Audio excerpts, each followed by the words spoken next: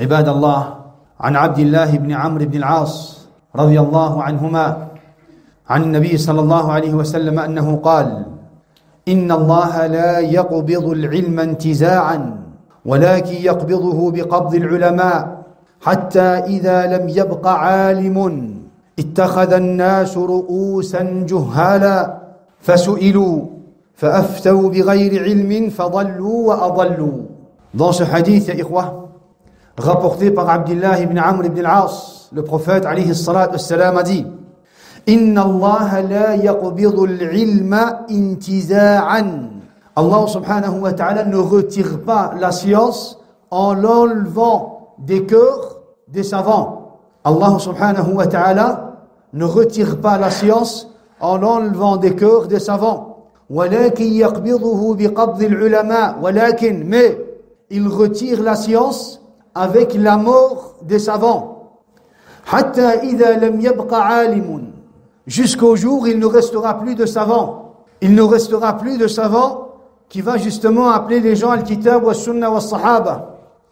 Ittakhadha an-nasu ru'usan juhalan fasu'ilu. Le jour où il ne restera plus de savants, les gens vont se désigner des ignorants comme responsables. Le jour où il ne restera plus de savants, les gens vont se désigner des ignorants comme responsables. Et ils vont les questionner. Fasu'ilu. Et justement, ces responsables ignorants qui ont été désignés par les gens vont répondre. Fa'aftau bighayri ilmin. Ils vont répondre walakin sans science. Ils vont donner des fatwas walakin sans science. Fadhallu wa adhallu. Et ils vont s'égarer et égarer les gens. Ils vont s'égarer et égarer les gens. هذا الحديث يا إخوة حديث عظيم. Ce hadith يا إخوة est un hadith très important. Car on retrouve dans ce hadith la cause essentielle de la disparition de la science et de l'égarement des gens. Dans ce hadith, on retrouve quoi? On retrouve la cause essentielle de la disparition de la science et de l'égarement des gens. Lorsque la science va disparaître, lorsque la science de l'kitab wa sunnah wa sahaba va disparaître, les gens vont tomber dans quoi? Dans ad-dalal al-mubin. Les gens vont s'égarer. Les gens vont s'égarer. Lorsque les ignorants vont parler de la religion d'Allah tabaraka wa ta'ala, dans le langage, ya ikhwah, des savants, on les appelle al-muta'alimoun. Al-muta'alim. Al-muta'alim, ya ikhwah, il y a une différence. Il y a une différence entre al-muta'allim et al-muta'alim. Al-muta'allim, c'est celui qui apprend la science. Al-muta'allim, c'est celui qui apprend la science. Al-muta'alim, c'est celui qui se montre savant. C'est celui qui veut s'exposer aux autres comme quoi? Comme savant. C'est celui qui prétend avoir la science et qui veut qu'on le considère comme savant. Al-muta'alim. Il est jahil, walakin il veut montrer aux gens qu'il a quoi? Qu'il a une science. Al-muta'alim. Et bien sûr, al-muta'alim, ya ikhwah, qu'est-ce qu'il va faire? Il va justement aborder les sujets de la religion sans science. C'est ce qu'on appelle al-jahl al-murakkab. L'ignorance, walakin de la deuxième catégorie. L'ignorance, ya ikhwa, l'ignorance, comme on l'a dit, est la cause de l'égarement des gens, mais aussi de toute tentation. Toute tentation que tu vas rencontrer, toute fitna que tu pourrais rencontrer ici sur terre ou que tu vas rencontrer ici sur terre, sache que cela est à cause de quoi? À cause de l'ignorance. Dans le hadith d'Abu Hurayrah radiyallahu anhu, il dit que le prophète alayhi salatu wassalam a dit yuqbadu al-ilmu wa yadhharu al-jahlu wal-fitan. La science va disparaître. La science va disparaître et l'ignorance et les tentations vont apparaître. Regardez comment le prophète alayhi salatu wassalam, il nous cite quoi? Il nous cite la disparition de la science. Et tout de suite après, il nous parle de quoi? Il nous parle de l'apparition de la science avec les tentations. Car là où il va y avoir de l'ignorance, al-jahl, il va y avoir des tentations. Là où il va y avoir al-jahl, de l'kitab wa sunnah et de sahaba, il va y avoir quoi? Il va y avoir des tentations, al-fitan. Al-fitan. C'est pour cela que dans un autre hadith, regardez, un hadith qui nous a été rapporté par Abi Umayyah al-Jumahi, marfou'an ila al-Nabi sallallahu alayhi wa sallam, il dit أن من أشراط الساعة التماس العلم عند الأصاغر. Il fait partie des signes de la fin des temps, le fait d'apprendre la science auprès de l'Asaghir. L'Asaghir, ya ikhwa, linguistiquement, Al-Asaghir, ça veut dire les petits. ولكن les savants d'Ahl Sunnah wal Jama'a utilisaient ce terme pour ceux qui vont interpréter la religion bil ra'i. Al-Asaghir, il fait partie des signes de la fin des temps, le fait que les gens vont apprendre la religion de qui? De l'Asaghir.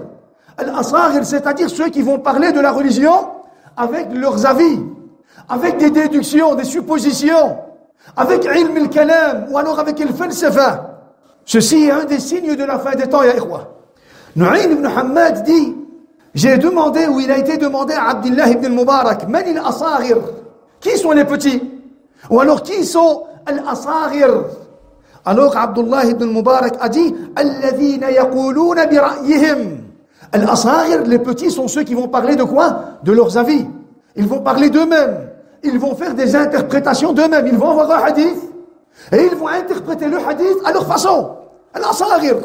Alors il dit, فَأَمَّا صَغِيرٌ يَرْوِي عَنْ كَبِيرٍ فَلَيْسَ بِصَغِيرٍ.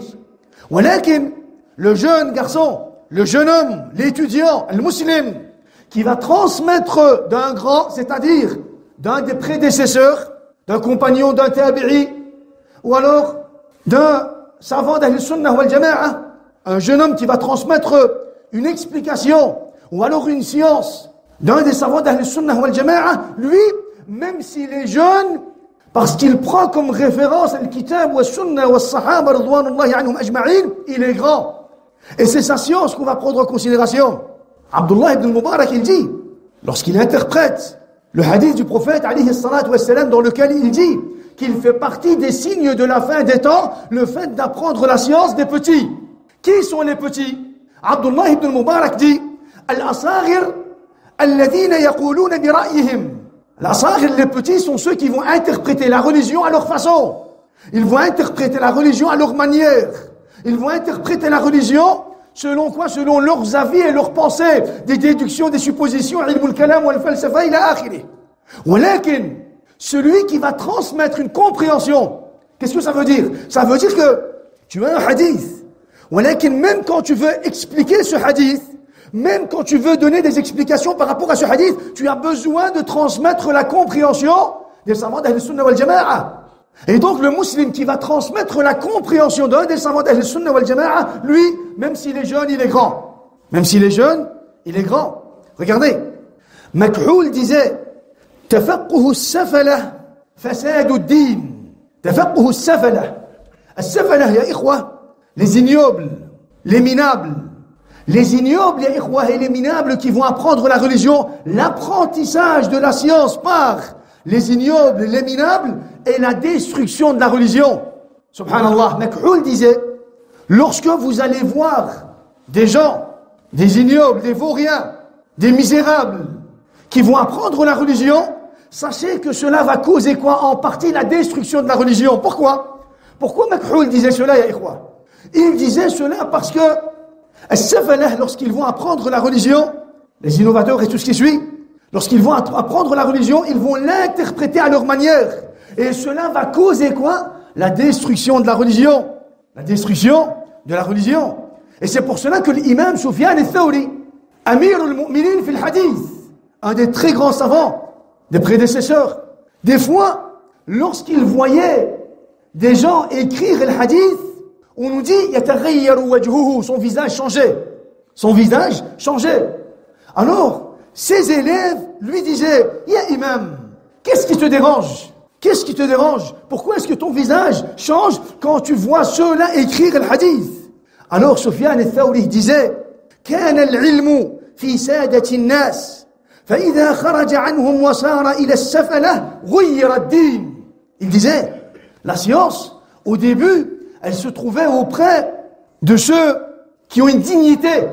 La science, au début, à l'époque des compagnons, c'était les meilleurs qui avaient quoi? C'était les meilleurs qui avaient la science. Les compagnons, ensuite, at-tabi'in, ensuite, atba' at-tabi'in, ensuite, les savants d'Ahl Sunnah wal Jama'a, les prédécesseurs. Alors il dit, au début, la science se trouvait auprès de ceux qui ont une dignité. Mais aujourd'hui, il dit, aujourd'hui, je vois que la science est écrite par ces gens-là. Par ces gens-là. Lorsque la science va sortir de ceux-là, des premiers, et qu'elle va se trouver chez ceux-là, la religion va changer. La religion va être détruite. Subhanallah. Regardez, Sufyan al-Thawri, à son époque, ya ikhwa, il avait vu cela, il avait compris cela. Il disait la science au début, c'est les compagnons qui avaient la science. Et les tabi'in, pour apprendre cette science, qu'est-ce qu'ils avaient fait? Ils avaient été rencontrés à Sahaba. Et ils avaient entendu la science directement de la bouche de Sahaba. Et atba'u tabi'in, ils ont été rencontrés les tabi'in. Et ils ont écouté la science directement de la bouche des tabi'in. Alors Sufyan al-Thawri dit, lorsque la science va quitter ces gens-là, et qu'elle va se retrouver auprès de ceux-là, la religion va changer. Pourquoi? Parce que ces gens-là vont interpréter la religion à leur manière. Ces gens-là vont interpréter la religion à leur manière. Et c'est ce qui va, c'est ce qui va quoi? Causer la destruction de quoi? De la religion. L'imam al-Awza'i disait, ya ikhwa, كان العلم كريما بملاقاة الرجال فلما صار في الكتب صرت تجده عند العبد والأعراب. Il dit la science, l'imam al-Awza'i, il dit la science était quelque chose de précieux. Tu ne pouvais la rencontrer que dans la poitrine de l'homme. Subhanallah. L'imam al-Awza'i, il dit la science était quelque chose de précieux. Tu ne pouvais la rencontrer que dans la poitrine de l'homme. Ça veut dire quoi? Ça veut dire que les tabi'in, eux, ils ont appris la science directement de la poitrine des compagnons. Et atba'u tabi'in, ils ont appris la science directement de la poitrine des tabi'in. Et ainsi de suite. Alors il dit, فَلَمَّا صَارَ الْعِلْمُ فِي الْكُتُبِ وَلَكِنْ le jour où cette science s'est retrouvée dans les livres, dans les bouquins, صِرْتَ تَجِدُهُ عِنْدَ الْعَبْدِ وَالْأَعْرَابِ. Le jour où cette science va se trouver dans les livres et les bouquins, tu vas retrouver cette science auprès des esclaves et des bédouins. Pourquoi est-ce qu'il dit cela? Pour dire que ces gens-là, qu'est-ce qu'ils vont faire? Ils vont trouver la science dans les livres, ils vont prendre les récits, les versets, les hadiths et les riwayat, et ils vont les interpréter à leur manière. Et cela va causer quoi? La destruction de la religion. Qu'est-ce qu'ils vont faire? Ils vont faire du copier-coller. Qu'est-ce qu'ils vont faire? Ils vont interpréter à leur manière. Ils vont faire des déductions, ils vont faire des suppositions, et ils vont essayer d'expliquer la religion. L'imam al-Awza'i, il avait compris cela. Il savait très bien que cela allait causer la destruction de l'islam. On va dire la falsification de l'islam. C'est pour cela que des grands savants d'Ahl Sunnah wal Jama'a, comme l'imam Ishaq ibn Rahawayh, ou alors Abdullah ibn Mubarak, ou alors Muhammad ibn Yahya, avant de mourir, qu'est-ce qu'ils avaient fait? Ils avaient enterré leurs livres. Ils ont enterré leurs livres, subhanallah, des ouvrages, des livres de ilm, de science, ils les ont enterrés. Ils les ont enterrés, pourquoi? Ils ont dit, ils ne peuvent pas apprendre la science directement de ces livres. Ils ne peuvent pas apprendre la science directement de quoi? De ces livres. Ceux à qui on leur a transmis, qu'ils apprennent la science de ceux à qui on leur a transmis. Mais apprendre directement de ces ouvrages, ils ne vont pas pouvoir apprendre. Pourquoi? Ils vont interpréter à leur manière. Ils vont prendre le hadith et l'interpréter à leur manière. Et cela va causer quoi? Et cela va causer la falsification de quoi? De la religion et quoi? C'est pour cela que apprends la religion. Kun muta'alliman wa la takun muta'aliman. Sois muta'allim, apprends la religion. Walakin ne sois pas muta'alim. Ne fais pas le connaisseur pour des sujets dont tu n'as pas de science. Tu n'as pas de science, dis Allahu a'lam. Ne sois pas muta'alim. Le muta'alim, c'est celui qui va se montrer connaisseur. Ne sois pas muta'alim, mais ne fréquente pas aussi al-muta'alim. N'écoute pas al-muta'alim. N'apprends pas ta religion de al-muta'alim. Ne t'assieds pas avec al-muta'alim. Al-muta'alim, c'est celui qui n'a pas de science, c'est le jahil. Walakin le jahil, qui veut absolument montrer aux gens qu'il a quoi? Qu'il a une science. Reste quoi? Reste attaché à al-kitab wa sunnah wa sahaba. Et reste loin de quoi? De toute explication. En dehors de quoi? En dehors de la révélation et de la première compréhension. Regardez, subhanallah. La science, la science, à la base, est quelque chose de concret. La science, la révélation et la première compréhension. Walakin, les juhal, al-muta'alimoun, ceux qui se voient déjà comme des savants, et qui sont ignorants à la base, qu'est-ce qu'ils vont faire? Ils vont élargir le cercle de la science. Regardez, Ali ibn Abi Talib radiallahu anhu dit, al-ilmu nuqta. La science est comme un point. La science. C'est quoi la science? C'est akhi. La science, al-kitab wa sunnah wa sahaba. Il n'y a pas besoin d'explication. Il n'y a pas besoin de quoi? De plus que cela. Bien sûr que tu as besoin de quoi? D'apprendre et de savoir les sciences qui vont quoi? Qui vont t'aider à comprendre le kitab wa sunna wa sahaba. Walakin à la base, tu dois te limiter. Que ce soit pour l'aqidah, ou alors pour l'ibadat, ou alors pour l'akhlaq, ou alors pour le muamalat, ou alors pour le sulukiyat. Tu dois quoi? Tu dois te limiter al kitab wa sunna wa sahaba. Il dit, Ali ibn Abi Talib, al-ilmu nuqta. La science est comme un point. Et les juhal, les ignorants, qu'est-ce qu'ils ont fait? Les ignorants ont élargi ce point. Pourquoi? Parce qu'ils ont commencé à faire des déductions, des suppositions, des explications à leur manière.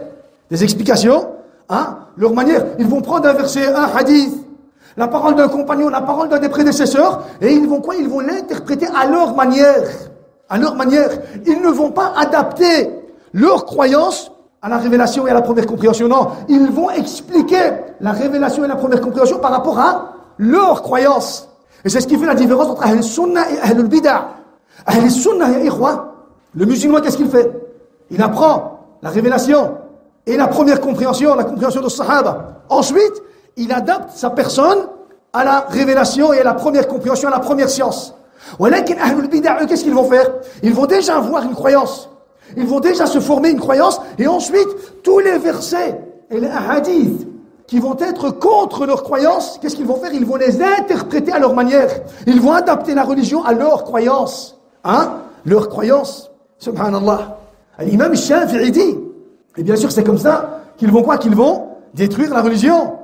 L'imam Shafi'i dit, قد تكلم في العلم من لو أمسك عن بعض ما تكلم فيه منه لكان الإمساك أولى به وأقرب من السلامة له إن شاء الله. Il dit, il y en a qui ont parlé dans la religion, il y en a qui ont parlé de la religion, si ceux-là avaient gardé leur silence, s'ils s'étaient tus, à la place de parler de la religion, s'ils s'étaient tus, cela aurait été beaucoup mieux pour eux et pour la religion. Ça aurait été salam. Si tu te tais, là où tu n'as pas de science, sache que c'est quoi? C'est salam. Il y en a qui ont parlé, il y en a qui parlent. Et on voit aujourd'hui, il y en a qui parlent de quoi? De la religion d'Allah Tabaraka wa Ta'ala, qui interprètent les versets à leur manière, qui interprètent les hadiths à leur manière, qui donnent des explications, qui mettent des conditions là où il n'y en a pas. Et qu'est-ce qu'ils font justement?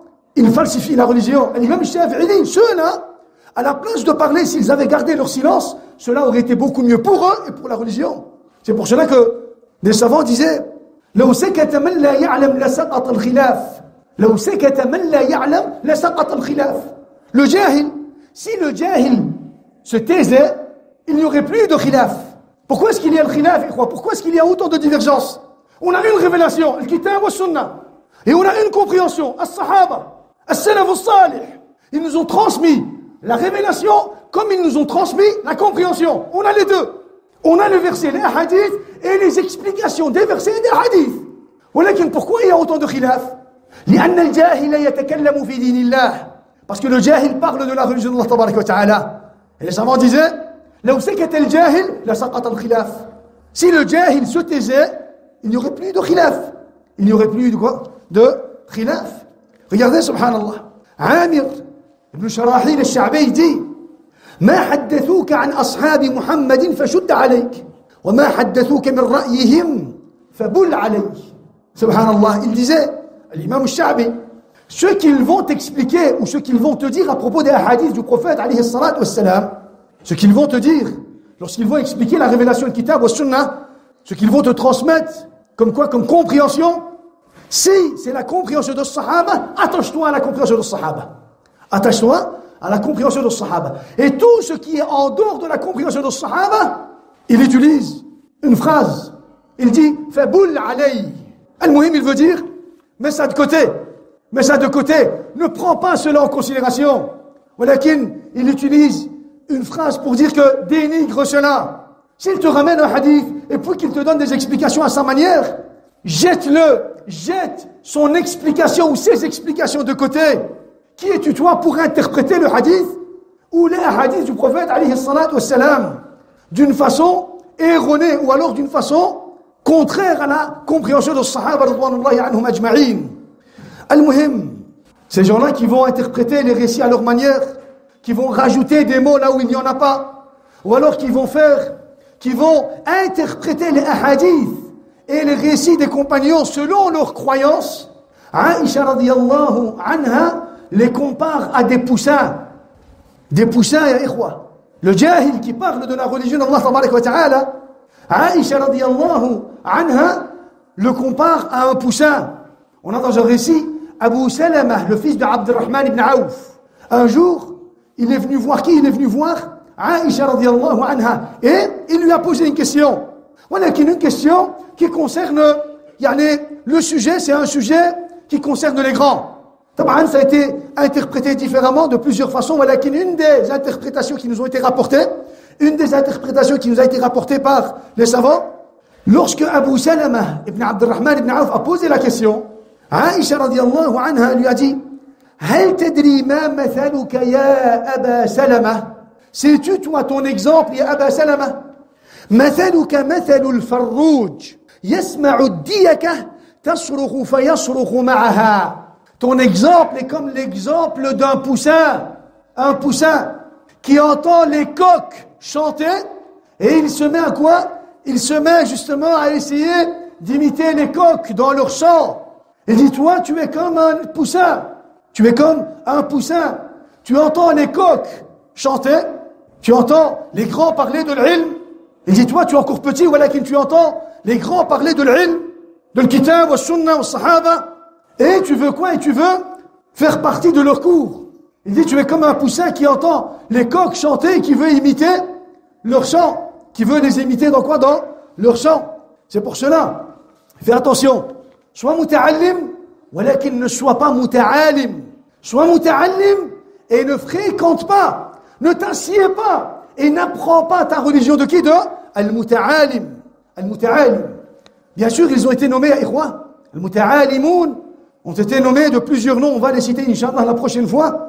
Walakin, dans certains hadiths, le prophète les a appelés al-ruwaybida. Al-ruwaybida. Dans un autre hadith, le prophète, alayhi salatu wassalam, les a appelés Sufaha ou l'ahlam. Et il y a encore d'autres termes, walakin, des savants, il y a des savants qui les ont appelés Mufti al-Khunfushar. Mufti al-Khunfushar. Que veut dire Mufti al-Khunfushar, ya ikhwa? En fait, il y avait un muta'alim, un jahil murakkab. C'est-à-dire qu'il était jahil, walakin il se montrait savant. Et alors, il répondait à toutes les questions.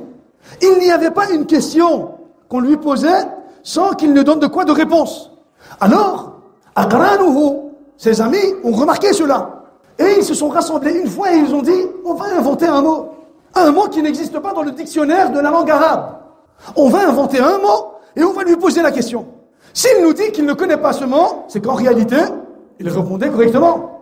Et s'il répond différemment, alors à ce moment-là, on verra son vrai visage. Alors ils ont commencé à parler entre eux-mêmes et ils ont formé un mot, al-khunfushar. Un mot qui n'existe pas dans le dictionnaire. Al-khunfushar. Aujourd'hui, peut-être, vous allez quand même le retrouver dans quoi dans le dictionnaire pour dire que cet homme est tombé dans quoi? Dans ce piège.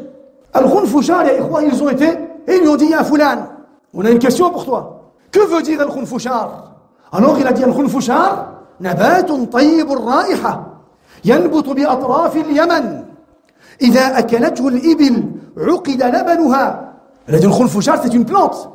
Une plante qui a une très bonne odeur. Une plante qui a une très bonne odeur. Qui pousse au Yémen. Lorsque le chameau ou la chamelle, mange de cette plante, son lait se retire. Et puis il a cité quelques poésies.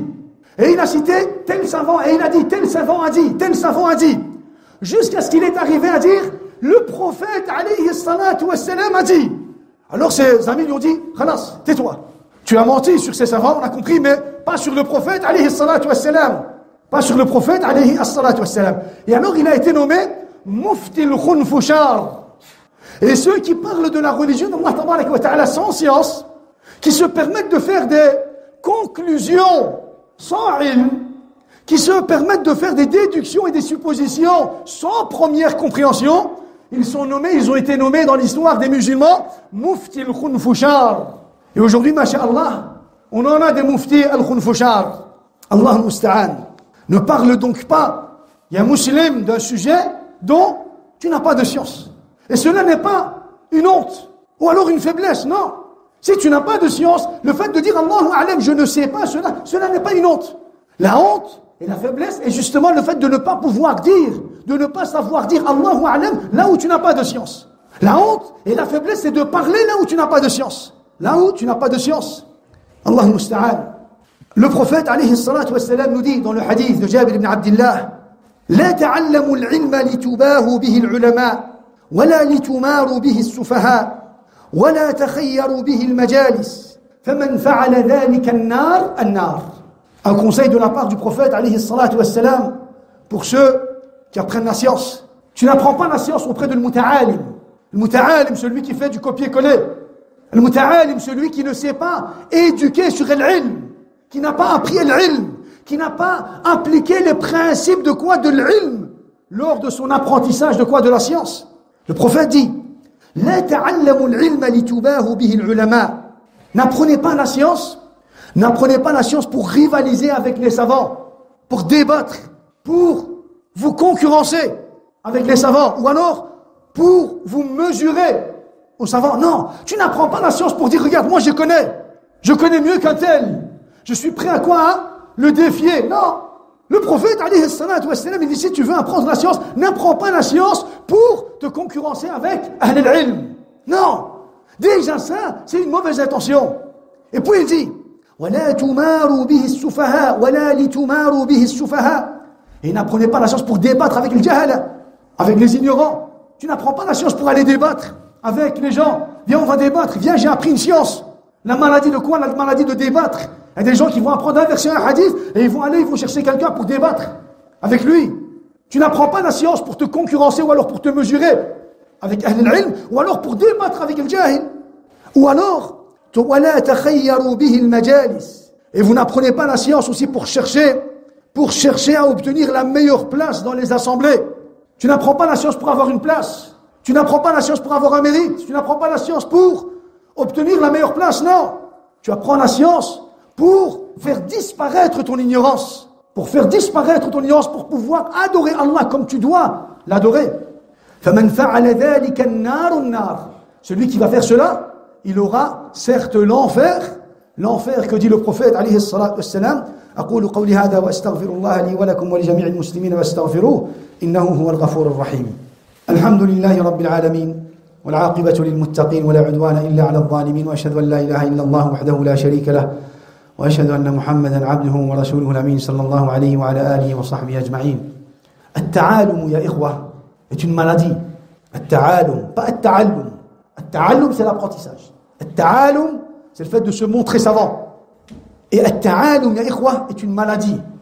C'est pour cela que tu dois toujours demander, tu dois toujours invoquer Allah tabaraka wa ta'ala comme l'invocation du prophète alayhi salatu wassalam. Qu'est-ce qu'il disait? Le prophète alayhi salatu wassalam: اللهم إني أسألك علما نافعا وأعوذ بك من علم لا ينفع. اللهم إني أسألك علما نافعا وأعوذ بك من علم لا ينفع. اللهم, je te demande une science utile, علم ينفع, une science qui va me protéger de tomber dans le muharramat, une science qui va m'apprendre comment adorer Allah tabaraka wa ta'ala, une science qui va m'apprendre les noms et les attributs d'Allah tabaraka wa ta'ala, une science utile. Une science, quand je vais être confronté à al-fitan wa shahawat wa shubuhat, une science qui va m'apprendre comment agir devant al-fitan wa shubuhat wa shahawat. Allahumma inni as'aluka ilman nafi'an. Allahumma, je te demande une science utile. Wa a'udhu bika min ilmin la yanfa'. Et je te demande protection d'une science inutile. Et je te demande protection d'une science inutile, que disait le prophète alayhi as-salatu was-salam. Donc, tu dois invoquer Allah tabaraka wa ta'ala de cette façon. Tu dois toujours demander une science utile. Une science qui va te servir ici sur terre. Tu ne dois pas répéter, étudier comme ça tout simplement pour étudier. Tu ne dois pas étudier tout simplement comme ça pour dire que tu connais. Tu ne dois pas répéter des phrases, faire du copier-coller pour dire voilà, moi aussi je connais. Non, ça c'est pas l'ilm. L'ilm, la science, c'est ce qui va t'être utile, qui va te servir ici sur terre. Et comme on l'a dit, l'ilm, noqta, c'est un point.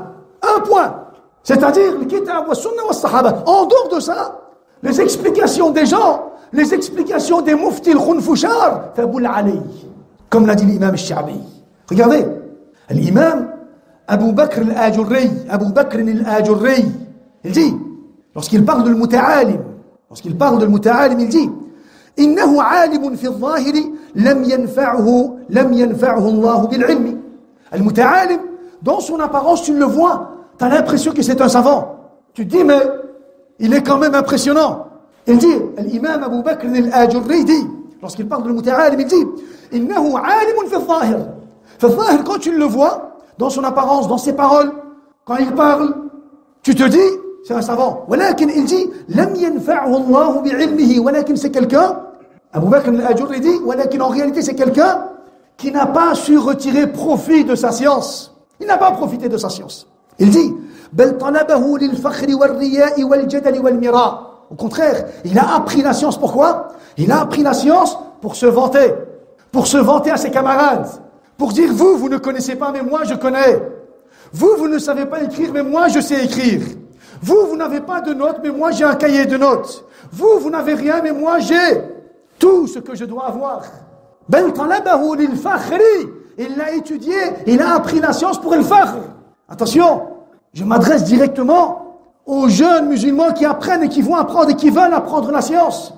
N'apprends jamais l'ilm pour te vanter avec celle-ci. N'apprends pas la science pour te vanter avec celle-ci. Jamais. Jamais. Il dit, il l'a appris, au contraire, il l'a appris pourquoi? Pour se vanter. Ou alors, par ostentation. Ou alors, pour débattre avec les gens. Regardez, il dit, ينسب نفسه إلى أنه من العلماء وأخلاقه أخلاق أهل الجهل والجفاء. الله أكبر. Il dit, cet homme, le muta'alim, qui s'attribue à l'ilm, il dit, il s'attribue à la science, ولكن son akhlaq, son comportement est le comportement des gens de l'ignorance, de l'jahl. Subhanallah. Il s'attribue à la science. Regardez, les savants d'office, quand ils parlent de la science, ils parlent de l'akhlaq. Pourquoi? Parce que tu ne peux pas apprendre, toi, l'ilm, en ayant un comportement de jahl. Au contraire, les savants nous ont dit qu'on devait d'abord corriger quoi? Qu'on devait d'abord corriger notre comportement avant même d'apprendre quoi? Avant même d'apprendre la science. Alors il dit, ce muta'alim, il s'attribue à la science, walakin il a en lui le comportement de ahl al-jahl. Il dit, fitnatun li kulli maftoun. Al-muta'alim, il est comme une fitna pour tous ceux qui sont prêts à tomber dans la fitna. Fitnatun li kulli maftoun. Al-muta'alim. On ne parle pas, de celui qui va bien sûr expliquer la religion, bil kitab wa sunnati wa fahmi as-sahaba. Non. Ici on parle de al-muta'alim. Al-muta'alim. Il dit, il est fitnatun li kulli maftoun. Il est une fitna pour tous ceux qui sont prêts à tomber dans la fitna. Il dit, lisanuhu lisanul ulama wa ilmuhu ilmu as-sufaha. Lisanuhu lisanul ulama wa ilmuhu ou fahmuhu fahmu as-sufaha. Son langage est le langage des savants, mais sa science ou sa compréhension est la compréhension de sufaha, des misérables, des juhal. Il va parler avec des termes scientifiques. Quand tu vas l'écouter, tu vas être impressionné, tu vas dire, mais c'est vrai qu'il a peut-être raison. C'est vrai qu'il a peut-être une science. On voit bien qu'il a une science, il a quand même parlé quoi? Il a quand même cité des explications. Lisanuhu lisanul ulama. Walakin dans le fond, dans le concret, quand tu descends encore un peu plus bas, quand tu recherches encore un peu plus, tu vois qu'en réalité, ce n'est qu'un langage, mais en réalité, la compréhension est la compréhension de Ahl al-Jahl. Subhanallah. C'est pour cela que ne sois pas muta'alim, sois muta'allim. Qu'Allah subhanahu wa ta'ala fasse qu'on puisse être muta'allimin et pas muta'alimin. Qu'on puisse apprendre la religion sidqan wa haqqan seulement pour Allah tabarak wa ta'ala. Et pour finir, je vous cite le conseil de Omar ibn Khattab radiyallahu anhu. Il donne le conseil à un tabi'i, Kumayl ibn Ziyad al-Nakha'i. À Kumayl ibn Ziyad al-Nakha'i. Il lui dit, Ya Kumayl, inna al-quluba inna hadhihi al-quluba aw'iyah. Ya Kumayl, sache que les cœurs sont comme des récipients. Les cœurs sont comme des récipients. C'est à toi de voir ce que tu vas mettre dans quoi? Dans ton cœur. Tu veux mettre dans ton cœur l'amour de quoi? De l'ilm, de la science, de l'islam, khalas. C'est à toi de remplir ton récipient. Tu vas mettre dans ton cœur hubbul mal wa shuhra, khalas, c'est à toi. De quoi? C'est à toi de remplir ce que tu veux mettre dans ton cœur. Tu veux mettre des maladies, tu veux mettre la fitna, c'est toi, c'est ton cœur. C'est à toi de voir ce que tu veux quoi? Ce que tu veux mettre dans ton cœur. Il lui dit, sache que les cœurs sont comme des récipients. فَخَيْرُهَا أَوْعَاهَا لِلْخَيْرِ. Le meilleur de ces corps est le corps qui va absorber, qui va être rempli par le khayr. Par le khayr, c'est quoi le khayr? C'est l'ilm, c'est l'ibada, c'est le salah, c'est le taqwa. Alors il dit, et sache que les gens, sache que les gens sont de 3 catégories. Alimun Rabbani, un savant Rabbani. Et Rabbani, on l'avait déjà expliqué. Al-Rabbani, Al-Alim Rabbani, est le savant qui va apprendre la petite science avant la grande. Les bases avant les sujets secondaires. Première catégorie. Deuxième catégorie, Muta'allimun ala sabili najah. C'est-à-dire celui qui va apprendre la religion pour être sauvé. Muta'allim, walakin ala sabili najah. Il apprend la religion pour être sauvé. Deuxième catégorie.